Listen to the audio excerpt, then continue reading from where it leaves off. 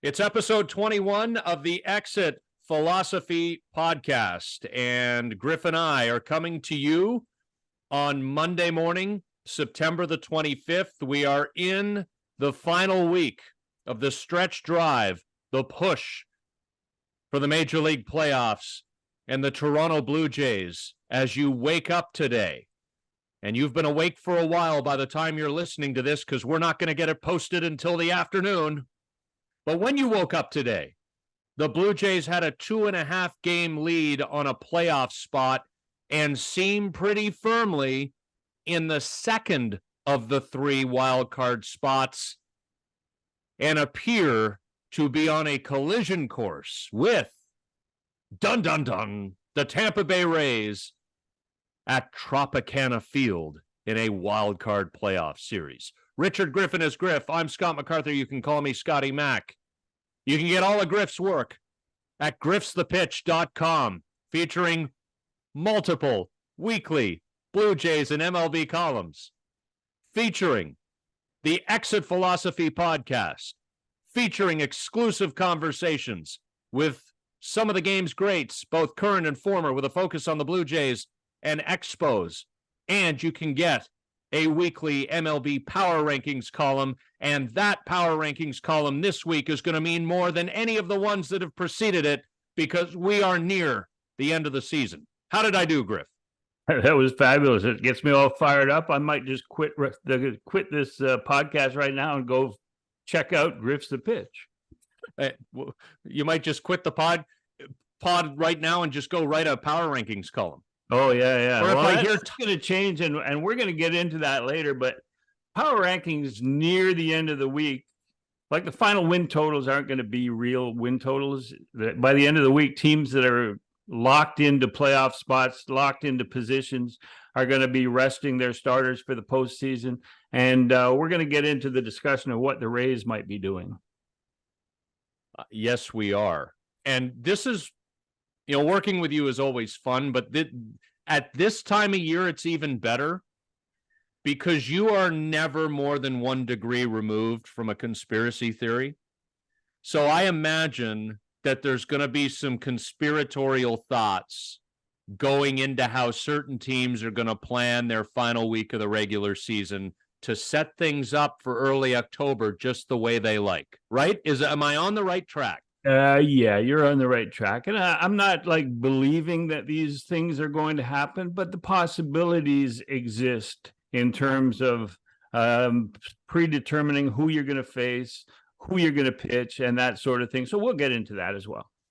Yeah, and we'll get into the Blue Jays situation specifically, which I think will be less conspiratorial, but as they sit here right now, it doesn't necessarily feel safe that they're in a playoff spot, but let's be honest, they're pretty safe.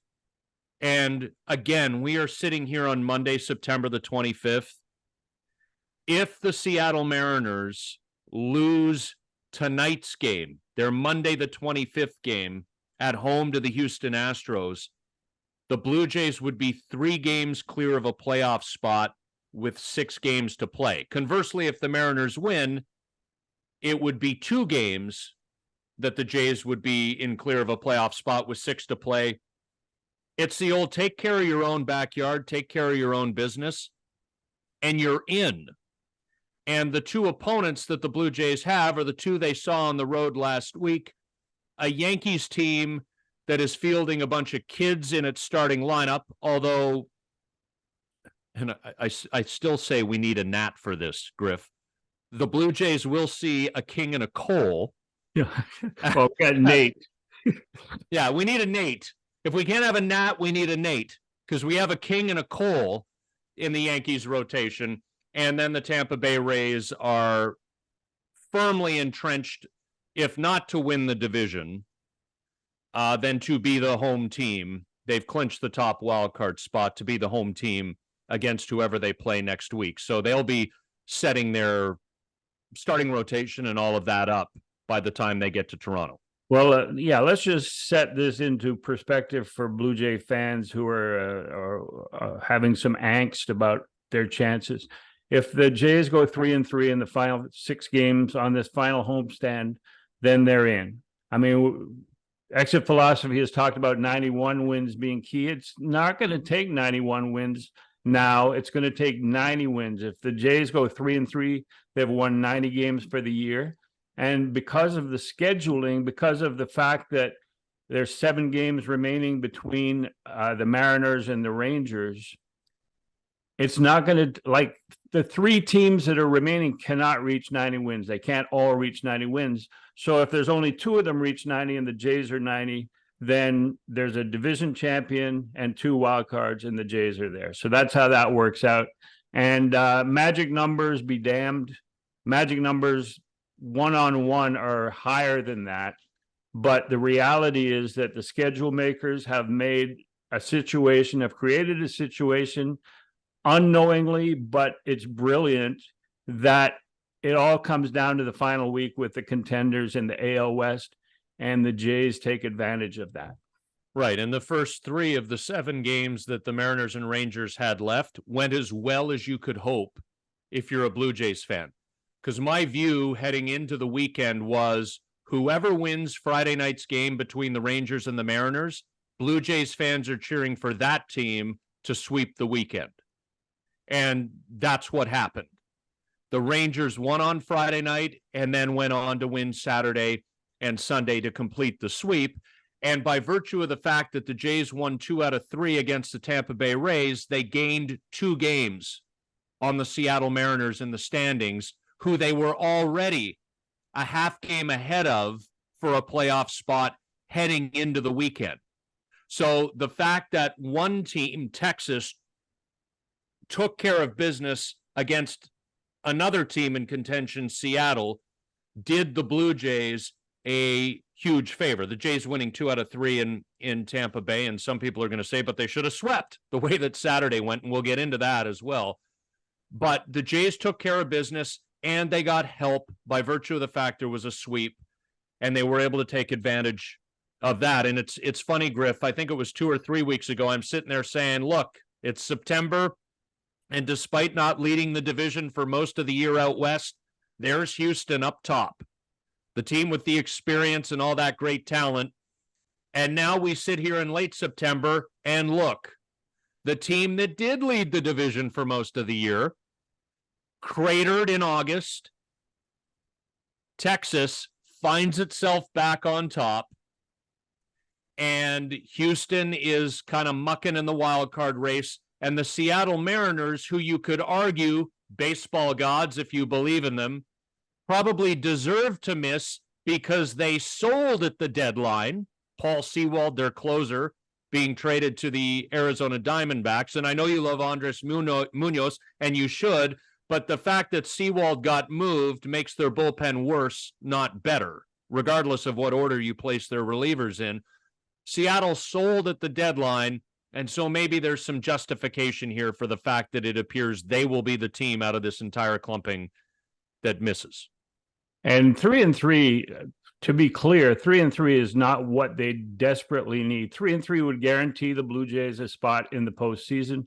They could go 2-4 because we're not even considering that the Astros go into Arizona and lose 1 or 2 games, because that Arizona Houston is not in the equation of worst case scenario for the Blue Jays. So they could go 2-4 and still make it. It would be not the ideal situation for them to go into the postseason having gone 2-4 on a homestand.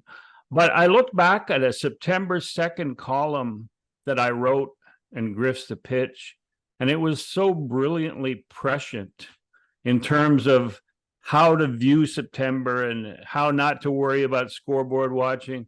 Just set a goal for wins for the Blue Jays, which at the time, and you know that we've discussed it almost every week, was 91 victories. And the fact that they can win, I mean, they could still win 91, but the fact that 90 will get them in is a far easier September for Blue Jays fans than if they had looked at the scoreboard and out-of-town board and see what the Rangers have done, see what the Astros have done, see what the Mariners have done. The Mariners would have given you a heart attack the way that J-Rod carried them through almost an entire month. but this is where they stand. 3-3 gets them in, 2-4 likely does, but it's just who they're going to play that becomes the important factor. Yeah, and to your point about your brilliantly prescient article, which really, Griff, I mean, you shouldn't specify. All of them are. But I guess that one particularly stood out to you. I want to give a shout out to a diehard Jays fan who I message back and forth with often. He's really active on Twitter or whatever the guy who owns it is deciding to call it today. We're all still on Twitter in case he decides to start charging us for usage of the app, in which case, bye-bye. But Matt Harvey, diehard Jays fan, and he messaged me after Saturday's loss, which was heartbreaking. Because the Jays had stormed back, and then Jordan Romano had blew the save, and everybody wanted to run John Schneider out of town for the decisions that were made in the bottom of the ninth inning. And Matt said, man, that feels like I'm paraphrasing, but something of a dagger. And I said, Matt, and I was thinking the Mariners and Rangers game had just started. So number one, and Texas did go on to win that game because they swept the series. But number one, if Texas beats Seattle tonight, we're just one day further ahead and everything's the same. And number two, you just got to come back and win tomorrow. And that's what the Blue Jays did on Sunday. And the Mariners lost to the Rangers again. And despite the heartbreak of Saturday's loss, the Jays are 2.5 games up on a playoff spot as we sit here right now, midday, Monday, September the 25th. So the day in, the day out stuff, I get that. And fans that's just reflective of a fan base that cares. But ultimately, this stuff is going to take care of itself and come out in the wash. And for all the rightful criticism that this team has taken with regard to its offense, with regard to some of the front office stuff over the course of the season, Rich, we're gonna wake up and it's going to be Sunday, October the 1st, 6 days from now, final day of the regular season, and I fully expect the Blue Jays to be in the playoffs. For all the hand-wringing and the worrying, they're going to get there. To me, the big difference this season has been the fact, and you touched on it briefly there, is the fact that when they've won the first game of a series, they have not gone on to lose the next two. And in the past, they create optimism by winning the opener of a series and then they lose the series. And that hasn't happened. Every time they've lost a middle game or been disappointing in a game, they come back. They seem to come back and win the game they need to win. And that, to me, is a product of a 5-man starting rotation that can either end a losing streak at any time or begin a winning streak at any time. So I've noticed that Pete Walker and John Schneider don't pay attention to where they are in the rotation. They pay attention to what they can do that day. And there's a confidence every time they take the field. They don't win every day, but they don't have to worry about when are we going to get back to the ace of this rotation, because everybody every day in that 5-man has a chance to win the game or to give you 5, 6, 7 innings. Okay, so let's get to it here. And again, if we're doing a show next Monday and the Jays have missed the playoffs, Griff, we are just going to wipe this episode from the map because we are talking like it's a fait accompli, but we believe that it is. And it would, I will tell you right now, as we talk about this stuff, it will be a collapse. It would take a collapse for the Jays to miss. What year it would now throw down the stretch? What year was that? 7 Jays lost 7 in a row, including 87. Yeah, that's a collapse. But the Ernie Witt and Tony Fernandez injuries were huge contributors to that, and I think I don't want to screw up my recollections of certain things. Did Dave Stieb lose a no-hitter because a bouncer to Manny Lee, hit a pebble and went way over Manny Lee's head? Or was that one of the things that happened in the meltdown against the Tigers at Tiger Stadium? No, that was losing the no-hitter. That was a separate incident, but that's exactly what happened. Yeah. All right. Okay. So I just remember in Montreal as the PR guy there, and I probably have mellowed a little bit since then, but the Blue Jays were the new kids on the block, and we're getting farther along the path than a bad Jays or a bad Expos situation at the time. So on the Sunday in the game notes, I said, if the Jays lose this game, it will be the second most famous Canadian group of 7 in history. And voila, there it was. What an artistic line. I like that. But it was bitter and it was mean. Cobbled together by a true artist himself, who writes prescient articles to this day. Thank you. And I promise you, by the end of this show, I will know how to pronounce that word, because I think I've gone prescient and prescient, and I don't have a clue. I don't have a clue. It's like Caribbean or Caribbean. There you go. Pronounce it either way. But you grew up there, Griff. It's Caribbean. Yeah. It's Caribbean because it's the Carib Indians and the Arawak Indians who were the 2 tribes that were occupying Jamaica when the invaders arrived. And so it's Carib Indian, it's not Carib. So it's not the Caribbean, it's the Caribbean. There you go. A lesson in West Indian geography. Yeah, we've solved yet another world problem here today. Let's get on to the next problem. Circling back, as if we believe it's a fait accompli, the Blue Jays get in. Who do you want to play? And no, we're not sticking a microphone in Kevin Gosman's or Vladdy's or Bo's face and saying, who do you want to play? Because players aren't going to say anything. But we're allowed to have opinions on this on podcasts because it's part of the fun of this time of year. It looks like the Baltimore Orioles are going to win the division. It's still a possibility that they don't, but they have a 2.5 game lead on the Rays entering the final week.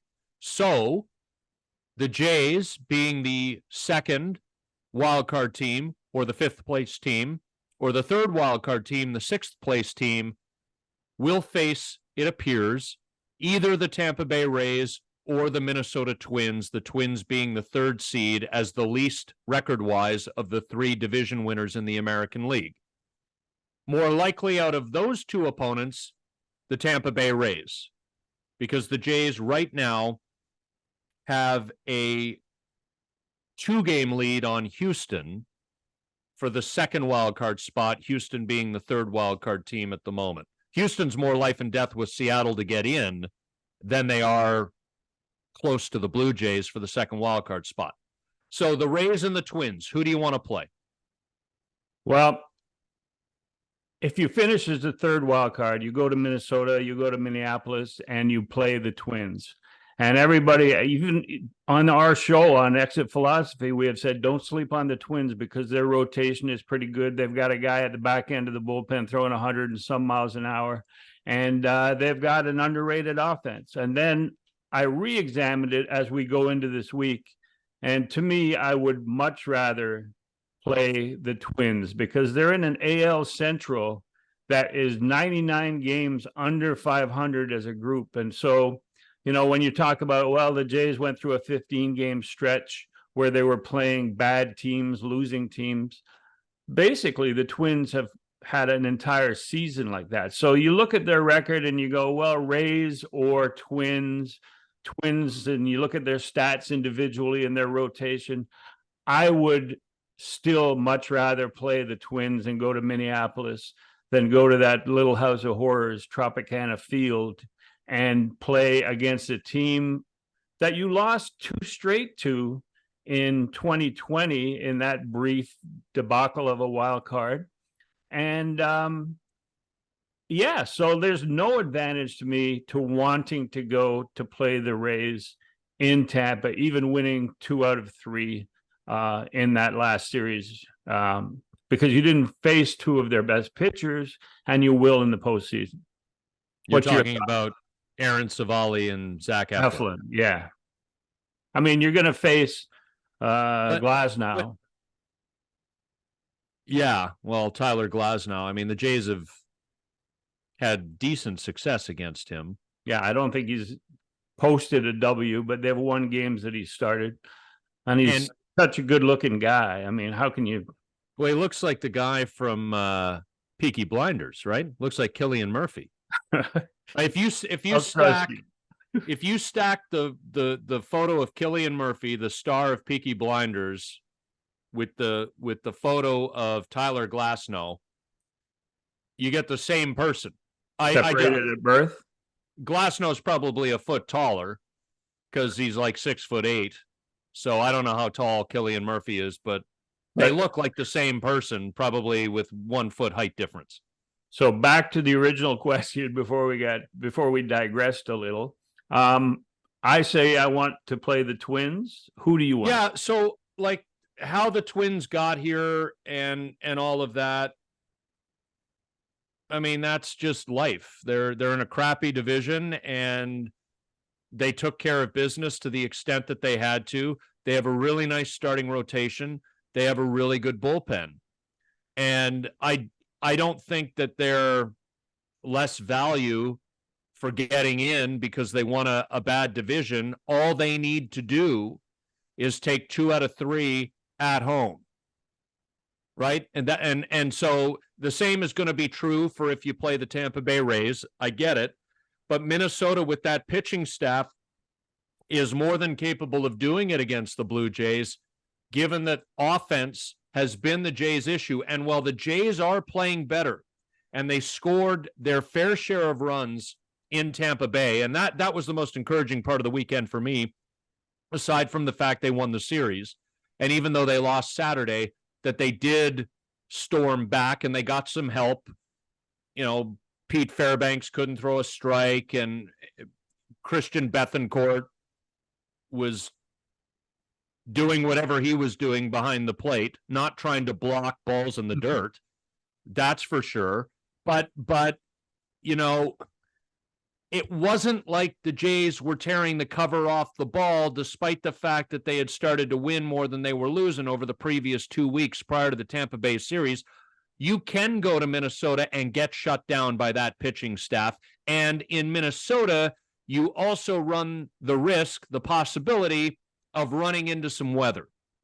You don't face that in climate-controlled Tropicana Field.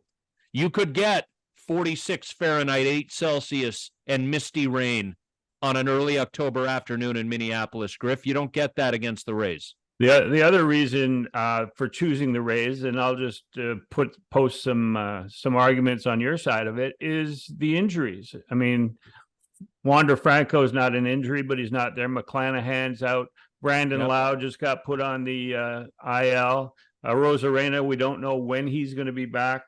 Brett Raley, who had done well against the Jays earlier in the year, he's on the IL. He's out. So there are more opportunities with a lesser Tampa Bay Rays team, but the building remains. Yeah, and Rasmussen, he's been gone long enough now that we've forgotten about him, but Drew Rasmussen's another guy who's down for the year. Yeah, right? I mean, those guys have been gone most of the year, and they've still had the success that they've had, so we won't include them in the reasons for wanting to go back there on October the 3rd, which to me makes no sense at all, but you're saying that's... How about exercising? EXCORSING. Exorcising the demon. Yeah, I would say that I have exorcised the demon. I would say that that's not a good enough argument. How about the note that I put on Twitter or whatever it's called, where all 8 major league teams that have fixed or retractable roofs are in the postseason mix? I mean, how do you explain that other than the fact that they know they're going to take BP every day? They know that they're not going to have rain delays. They know that there's going to be no rainouts. But that's incredible. 8 out of 30 teams have retractable or fixed roof, and they're all still alive in the postseason mix. Well, you seem There's that. Clearly, you There's did. the roof issue. There's also, and Griff, hear me out here. There's also the possibility that those teams, coincidentally, to the roof having, have built playoff capable rosters all in one season. Is that, Yeah. am I onto something? Do good players that are free agents sign with a place where they know they're going to be playing and they know they'll be comfortable? And if it's a northern climb, they're covered. Do good players take that into consideration? Are you asking if anybody moves to Milwaukee on purpose? Or that if Kansas, I love you, Wisconsin, I swear. or if Kansas City or Cleveland had a roof, that they'd draw better players? I'm not sure. Well, yeah, the problem is you'd have to pay them. Oh yeah, right. Right. That's why Kansas City contends for like 2 or 3 years, wins one, and then goes back into the abyss for the next generation. Like the right? the Marlins and their modus operandi. They win in '97, they get rid of everybody. They win in '03, they get rid of everybody. They get a new stadium, and now they suck. Well, not this year. Yeah, but it's because they have a roof. Yeah, and think of where they'd be, Griff, if they had that art structure in left center field. The home run I flamingo. know where that is. They've put that up outside the ballpark. You can wander around the stadium and just stand there and marvel at the ugliness of that thing if you so desire. Jeffrey Loria is an art dealer, right? So Yeah. that what that was about when he owned the team? Was I just want to get the most hideous thing that would never hang in the Louvre and put it in left center? That's basically what he accomplished. I'm not sure what his intent was, but he is an art dealer and supposed to be an expert. But he's an idiot too. He is that, as any Expos fan will know. So you're saying Twins. I'm of the view, win games, get into the playoffs, and the sooner you do it, better, so that you can, the sooner you do it, the better, so that you can set your rotation up. If it's Minnesota, it's Minnesota, and that would involve some losing for the Blue Jays because they'd have to give up ground at this point.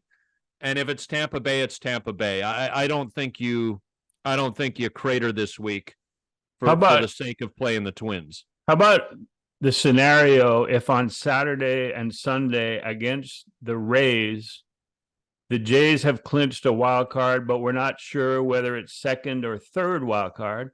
And the Rays look at that. They've clinched number one wild card because the Orioles have shut them out of first.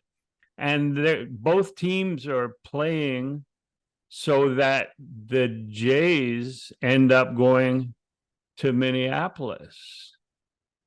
Or no, the Rays would want them to go to the Trop because they beat them regularly at the Trop. So they're trying to let them win. And the Jays are trying to lose so they can go to Minneapolis. How would that work as a this would be the value? This would be the resistible force meeting the movable object. Is that what you're saying? Here, here's the thing with the Tampa Bay Rays, Griff, that we know. There's a kid who probably just turned 19 that they drafted out of high school 3 months ago named Boris Makamaka, who they're going to call up.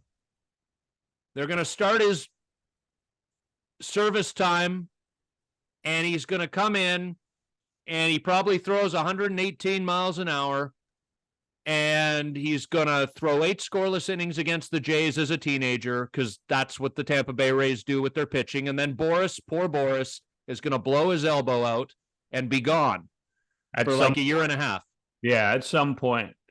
That's the conundrum that the Rays and their ownership must find themselves in, is that they have so many pitchers that come in and pitch above their pay scale and then blow up their arm or their shoulder or have some sort of an injury. And I'm sure internally they have an explanation, but externally it's we just can't figure it out. It's funny what happens to the brain, but I'm pulling up the 2020 Tampa Bay Rays. So this was the COVID season. Do you remember the a Jays relief? went in and lost 2 straight in the That's wild right. card. But do you remember the star reliever for the Tampa Bay Rays that season who pitched multiple innings in multiple games for the Rays as they stormed their way to the World Series? Tell me. Nick Anderson. I was going to say Anderson, but I didn't know what his first name was. But Anderson, yeah. So Nick Anderson, who only, well, I guess didn't only appear in 19 games because it was only a, what was it, a 66 60, games? yeah, or 60 or whatever it was. Nick Anderson, after throwing all of those innings in the playoffs, and when I say all of those innings, I mean that he threw 2 2/3 innings in 2 appearances in the wild card series against the Jays. He threw 4 2/3 innings in 2 appearances in the division series. That's a best of 5 against the Yankees. He threw 4 1/3 innings in 3 appearances in the championship series against the Astros, and that's when his ERA ballooned. So he started to get tired. And he wasn't any good in the World Series either after dominating the Jays and the Yankees. He threw 3 innings in 3 appearances in the World Series, which the Rays lost to the Dodgers. After that, Nick Anderson, 6 appearances in the 2021 season before going on the injured list, missed the entirety of 2022, and has returned this year to pitch and make 35 appearances in the regular season for the Atlanta Braves, but currently is on the 60-day IL. You know, like... And the Rays have no, I mean, these days with so much money out there in terms of guaranteed contracts, teams, organizations take care of their pitchers and their arms because they've got so much invested in a lot of cases.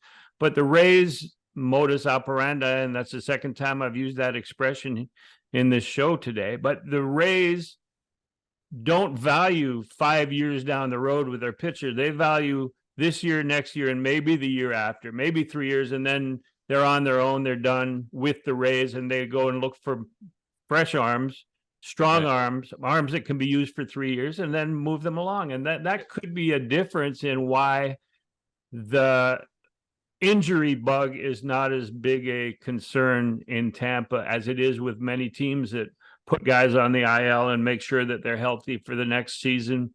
So that could be a reasonable explanation for that. Is it organization philosophy and organization payroll?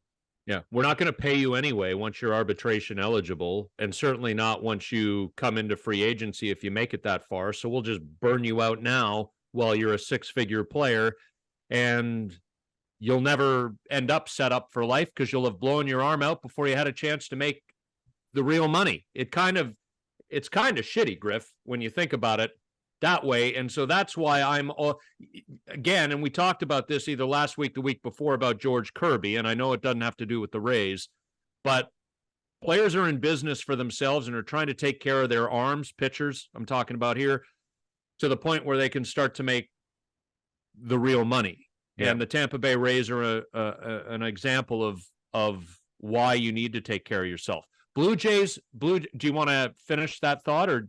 Well, I was just going to change the topic, but finish up what you were saying. Well, no. I want to change it to the playoff rotation setup. Oh, okay. So and then I'll wait till that, and then I'll get into my desired change of topic. Let's go. Okay. So with how the Jays have it set up right now, you can start to track this the way that it's going. They've got Barrios, Gausman, and Bassett. They'll be rested. Tuesday win. Right? So Barrios is pitching game 1 against the Yankees. No, I think. Or is it Gausman? Yes, it's Gausman because Gausman's available Sunday. Yeah, I knew I was gapping on something. Guy. Yeah. Gausman Tuesday, against the Yankees, Barrios Wednesday, Bassett Thursday. So that gives them Kevin Gausman, if they need him to make the playoffs on the season finale Sunday game against Tampa Bay. The preference, of course, would be to not need Gausman so that you can then use him in the wild card series. Barrios, and last week I said, for me, Gausman's your game 2 starter in the wild card series if you can set it up perfectly, because that's either the game that you clinch or the game that you're facing elimination and you're looking to advance to a game 3. And I said, to me, Bassett 1, Gausman 2, Barrios 3. But when I look at Gausman, Barrios, Bassett in that order against the Yankees, Griff, I'm theorizing that it in fact is going to be Barrios in game 1, Gausman in game 2, and Bassett if you get to a third game in the wild card round.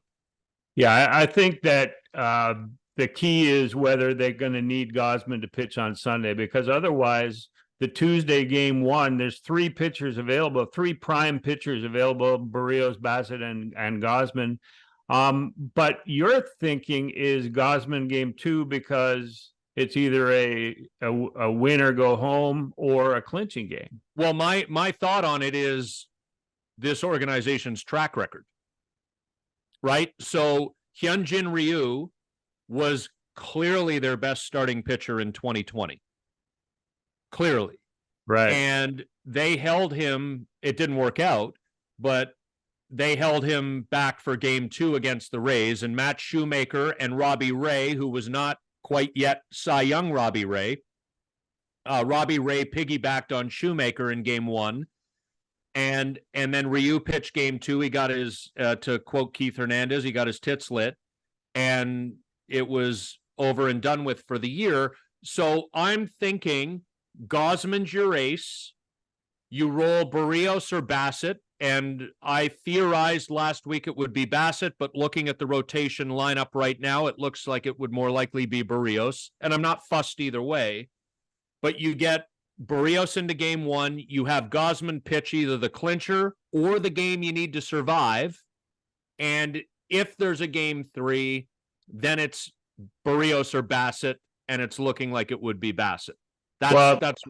Yeah, the thing about Bassett is that if you choose to pitch him in game 1 on the Tuesday, he'd be on his regular rest, and the advantage is of getting that extra day rest, because all of those guys pitch better on their 6th day or sometimes their 7th day. But Bassett would be pitching on his 5th day, which is not advantageous for him or the team, since they have 2 other guys available that would be pitching on with an extra day rest. So it's either Barrios or Gausman in game 1, the other guy in game 2, and Bassett in game 3. Well, how would you do it? Like I would go Barrios. I would go Barrios game 1, Gausman game 2, and Bassett game 3. I've come around now that because in 2020 I was surprised. I'm like, why aren't you going with your best pitcher in game 1? Oh, okay. Thinking about it more, it makes sense. Game 2 is the pivotal game. You're either advancing or you're not, or you're trying to survive. So that's when you're hoping to sneak in maybe your second best starter in game 1, have him throw well for you so that your ace can come in and clinch the series. And if it doesn't work out that way, your ace can save your bacon and you move on to game 3 and take your chances there. So I think we're in agreement. We're in agreement that Gausman should pitch game 2. Right. And then the other thing is that the Robbie Ray role, where he came in after Shoemaker, and the 2 of them piggybacked and did a great job in that game 1. They just didn't score enough runs to win the game, the Jays. And so to me, Yusei Kikuchi is the Robbie Ray of this coming series, in that he's removed from the rotation. You have him available in one of the games in long relief, and then you have Cabrera and Meza available short for a 2 or 3 left-hander spurt, and you go from there. So you're maximizing your rotation. You're cutting it down to 4, with the 4th guy being Ryu sometime later in the second round. And if they get that far, if they need Gausman on Sunday, which means that this coming week, as we sit here on Monday, September the 25th, has been a not good week. If they need Kevin Gausman to pitch Sunday to get into the playoffs, it's unlikely he's available in that wild card series. Yeah, I mean, no, he would not be. I mean, he could theoretically start on short rest in game 3 on the Why? Thursday. Why? Huh? Why? No, I agree with you. He theoretically could, Yeah. but you wouldn't do that. Then you've got Barrios, Bassett, and if there's a third game, you got Ryu. I mean, between the memory of 2020, the second game of that wild card series, and the memory of 2 days ago, Saturday, the first inning where he gave up 4 runs. I'm not looking at Hyunjin Ryu as a guy that I want pitching in a deciding game at the Trop, Griff. Yeah. So is Kikuchi your starter? I'm not sure that I like that either, even though he's had a good year by his standards. And he came in effectively after he stunk as a starter most of last season. He came in and pitched better in short spurts in relief late in the year. So he's done that role. When you're cutting down to 4 starters, he would be most useful in the role of 2 or 3 innings as a reliever, giving you a short burst of 97, 98 located fastballs and good breaking ball. I think that should be his role in the postseason. Okay. So message to the Blue Jays, and I'm looking right into the camera. Have a good week. So that you don't need to start Kevin Gausman on Sunday. Just have a good week. Just get it done. Just get in. All right. My discussion topic is AL MVP. I mean, to me, the Blue Jays don't have anyone that qualifies because it's been a group effort or a group failure offensively. And it's been all about, should they have Cy Young candidates, not AL MVP candidates, because, your normal guys, Bo was hurt for a long time. He was having a really good year.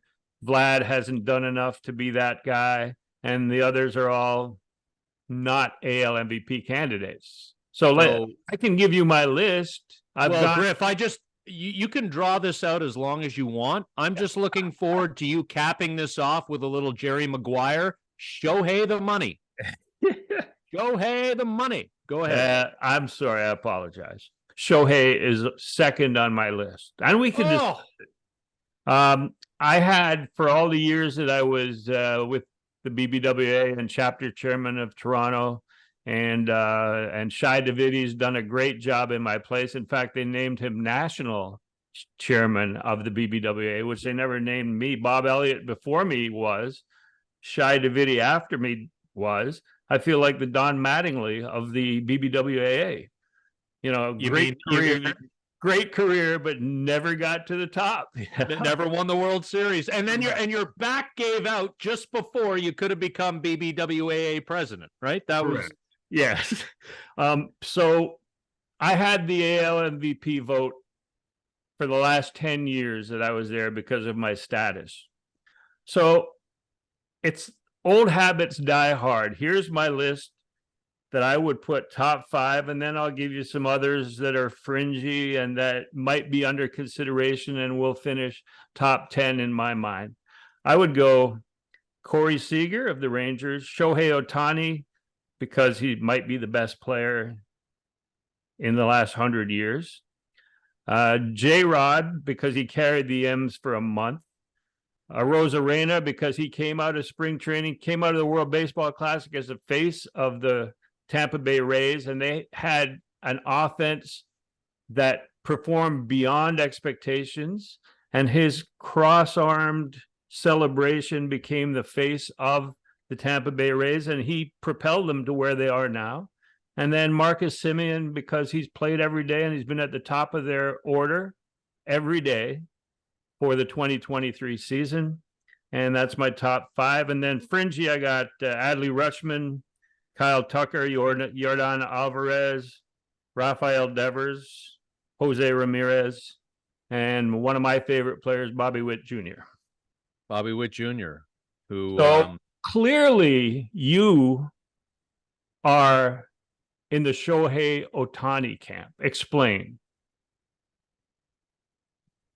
Who who does more valuable work for a team than a guy who is one of the best pitchers in baseball and one of the best hitters in baseball? And the only argument you can make against Shohei Ohtani is that his season got shelved due to an unfortunate and really life-altering potentially and sport-altering elbow injury, because it's the second Tommy John he's going to have to undergo. But this guy, Griff, this guy's absolutely incredible. And we've not seen a player like him in our lifetime. And we're probably not going to see another player like him in our lifetime. And it's funny that we talk about the modern day Babe Ruth, and I catch myself doing this as well. The modern day Babe Ruth. I thought that was Davis Schneider.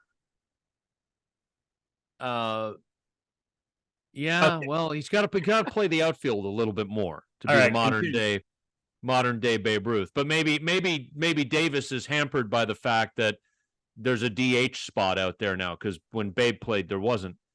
But when we describe Shohei Ohtani as the modern day Babe Ruth, I actually think we do Shohei Ohtani a disservice, because Babe Ruth stopped pitching as a young man. When he got to New York, he was an outfielder. He played right field for the Yankees forever.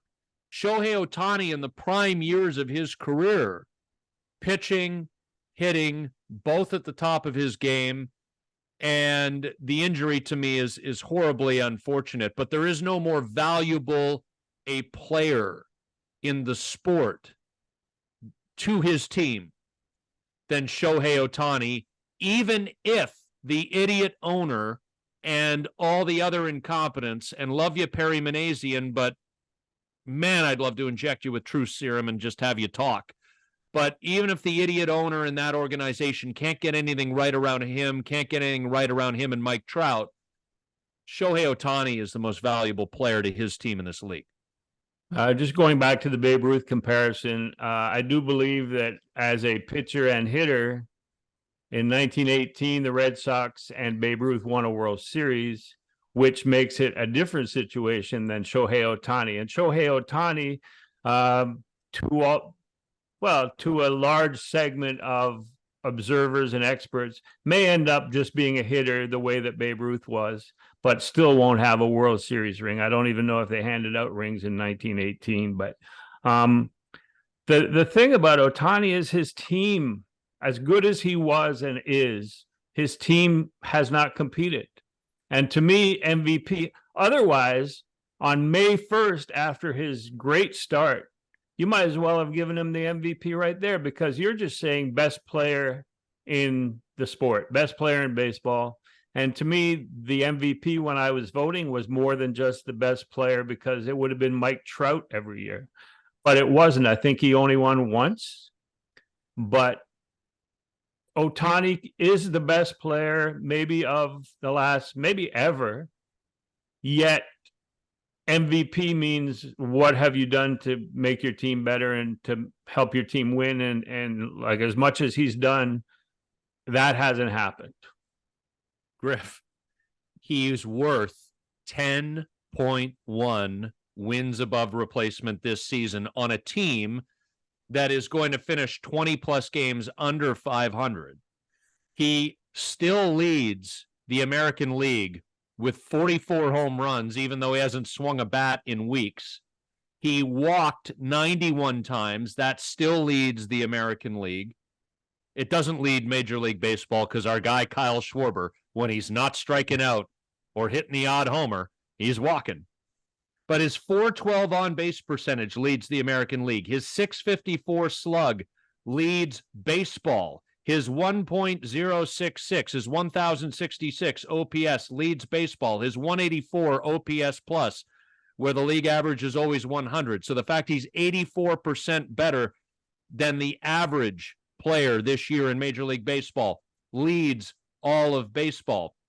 his pitching statistics. I mean, before the injury, 3.14 ERA.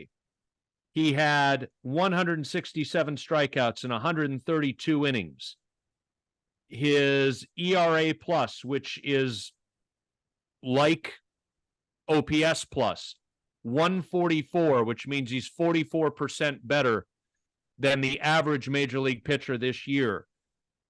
I mean, it's when you look at his accomplishments, how can you hold against him what goes on around him? The only way you can do that, Griff, is by arguing, well, he needs to be out there pitching every day, and we know that that's not possible. And he needs to hit first, second, third, fourth, fifth, sixth, seventh, eighth, and ninth in that Angels lineup. Or maybe he doesn't hit third so that you can sneak Mike Trout in there, and he occupies the other 8 spots in the lineup.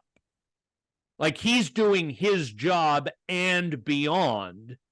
He can't help the fact that Justin Upton was a horrible signing, that Anthony Rendon signed for $1 gazillion and then played 2.5 games before breaking down. You can't hold that against Shohei Ohtani.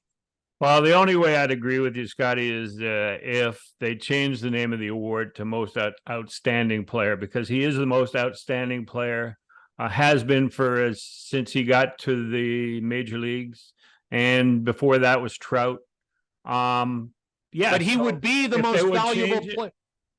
He would be the most valuable player on the Texas Rangers if he was a Texas Ranger, even with Corey Seager. Am I wrong? Well, you may have a point there, but he's not. Well, he's not because he isn't. But he could be if he comes back and, So after, we're beating this to death here. After Ohtani, in your mind, who would you have in the top 5? We'll just go 5. Who would you have? I'd have Corey Seager. Even though he's only played 108 games or whatever. And I saw that. I was stunned that he had only played that many games. But that series against the Blue Jays, when they needed to win, I don't think they got him out more than 1 or 2 times in 4 games. Right.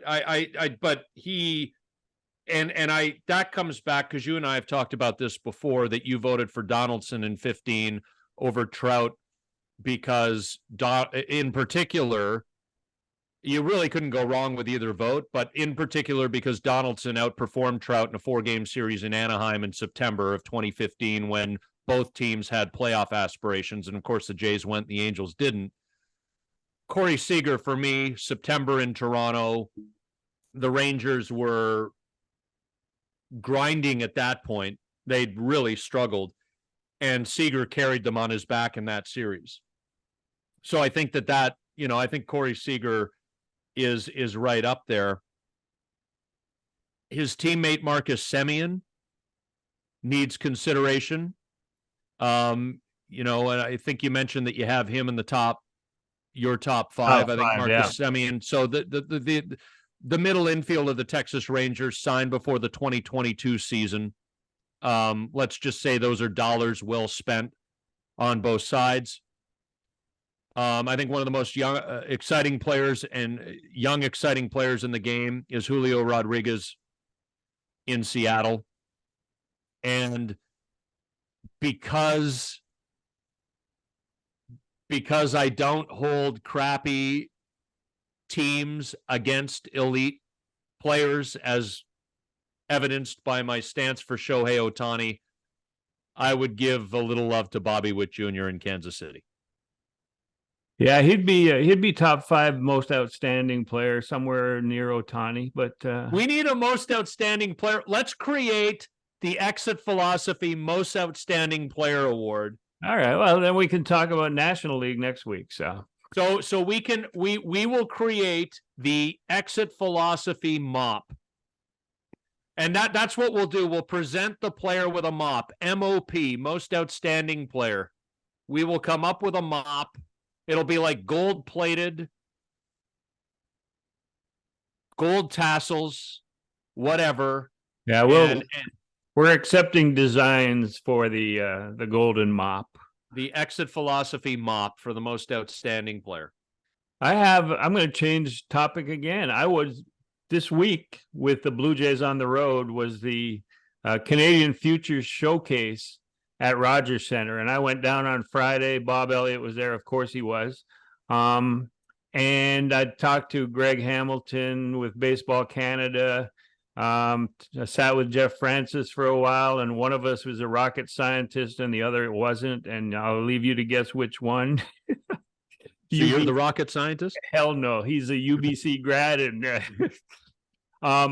yeah, so it was, they had 3 games played, 3 every day. There were 170 kids. And I just want to promote this as a great move by the Blue Jays to host this at Rogers Center.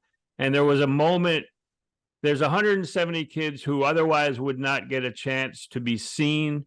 They're seen by college scouts in the States. There might be 140 of them that end up going to play college ball. And when we say go on a scholarship, it's not a full scholarship. There's baseball, very few full rides in the U.S. unless you're going to one of the major universities and you're one of the great young players in the game.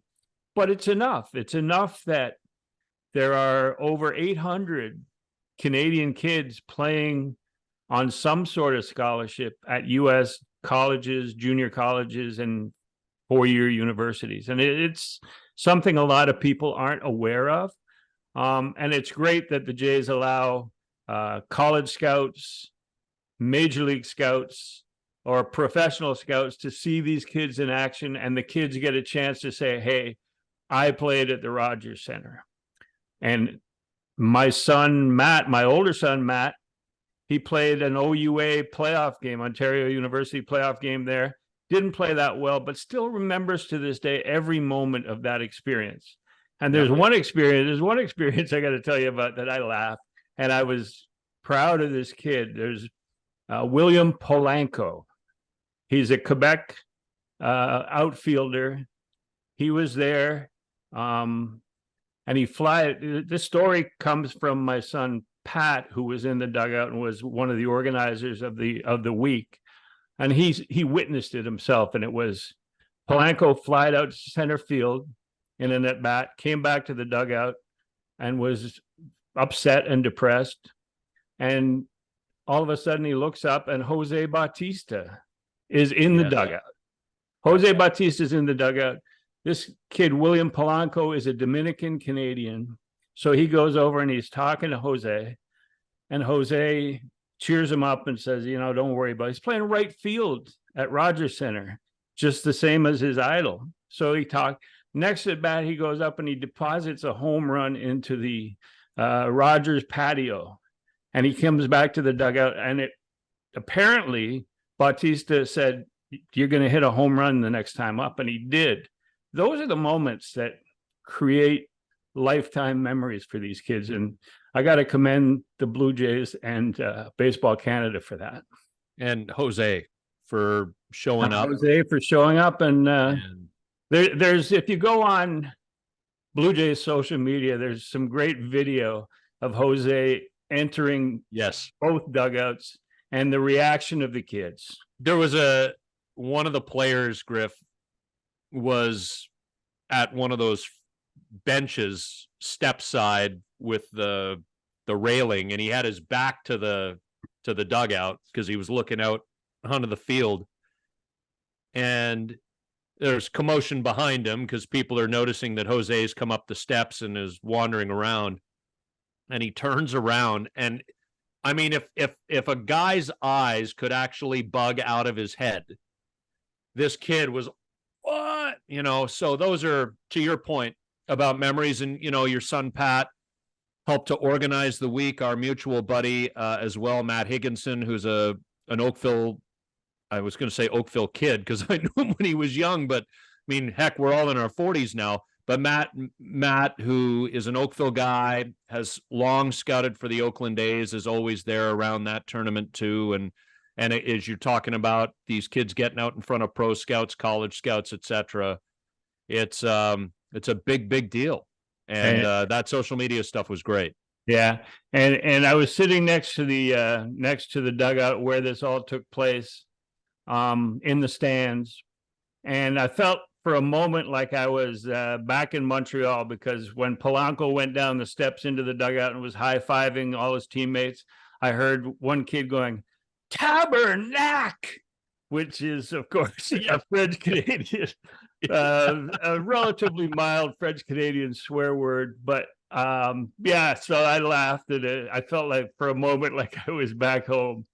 Yeah, like you were out near the bleachers at Jerry Park. Right. On a tough afternoon in Montreal. No, that's great stuff. So, Griff, as we put a wrap on episode 21 of Exit Philosophy, we agreed before we hit record for today's show that we would announce this. Now, there are caveats because, let's be honest, it's you and me running the technical side of this show. We got to figure it out. But our plan, and we are working off the assumption that the Blue Jays are going to make the playoffs. Famous last words, but we think they're going to get there. And really, they should at this point with where they are.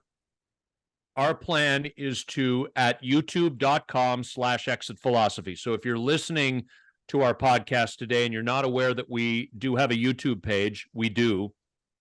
Our plan is to run live post-game playoff shows at youtube.com/exit philosophy. So Griff and I will go live. The chat screen, of course, will be there. We'll participate in the conversation with you. We'll take questions, comments, etc. But when the playoff schedule comes out, and we presume that it will next Sunday night, we know that game one of the playoffs will be next Tuesday, October the 3rd. And we presume that the Blue Jays playing either the Tampa Bay Rays or Minnesota Twins, which is what it looks like, and it'll quite likely be the Rays as we sit here right now. We presume those games will be in the afternoon. We presume. Probably not a prime time. Yeah, those are the least most unprime time events around the U.S., and therefore the Jays always play those games. Yeah, the Canadian team is never going to get any love, and it's less likely to get love when it's got St. Petersburg, Tampa Bay area, or Minneapolis as the American market from which these networks can draw ratings. So we're going to get some afternoon games. So we will jump on YouTube live at youtube.com/exit philosophy when Blue Jays games end, and we'll just roll. Griff and I'll spout whatever we're thinking off the top of our heads and what we witnessed in the game that day. Again, we'll participate in the conversation, get the chat going. You can join us, and I'd love and we'll look forward to hearing our viewers and Blue Jays fans and their feelings on what we talk about and on what has unfolded earlier in that day. It'll be great. Right. So keeping in mind that you're not dealing with people, Griff and I, who are rocket scientists. Correct.